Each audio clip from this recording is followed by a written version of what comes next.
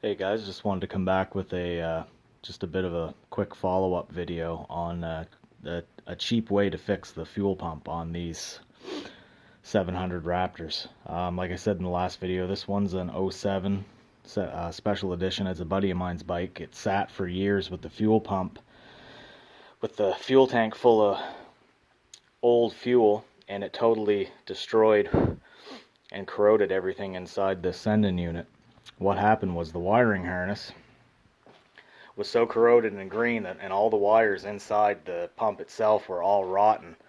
So the problem we were having is, even after cleaning the tank out and getting it all back together, is it would either not start at all, or it would only idle periodically and quit, or it would die under throttle and then not start again. So after taking this in and out probably a good 10 times in the last couple months, I put a new pump in it in the sending unit.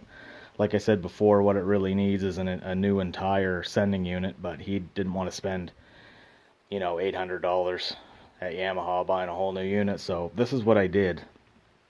The harness here, the main harness, it has 4 wires. The 2 on the right is power and ground for your pump.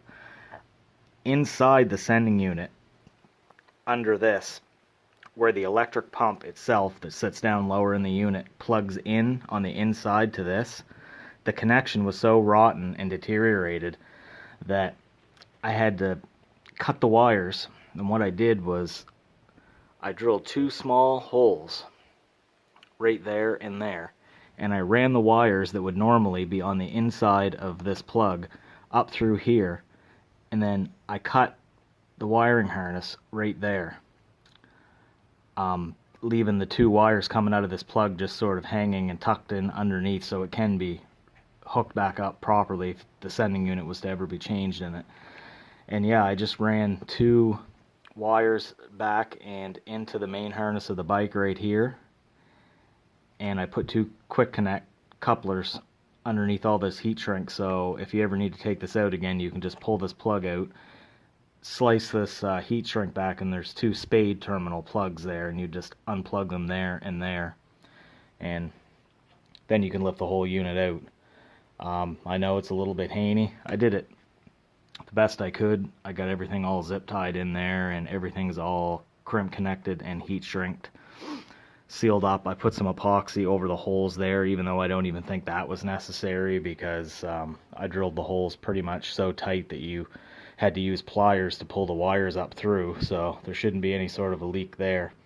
Just to test this, like in my last video, I just had the wires coming out of the ring.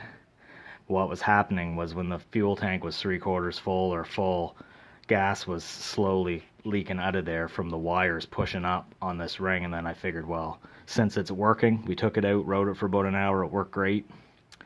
I figured it was worth drilling a couple holes and coming up through the top of the sending unit.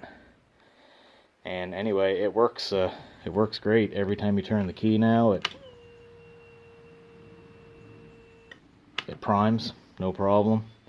Like I said, when we had it out the other night, just with those wires, all I had them was, I just had them twisted together with duct tape wrapped around them, and we rode it for about an hour through some pretty hard terrain.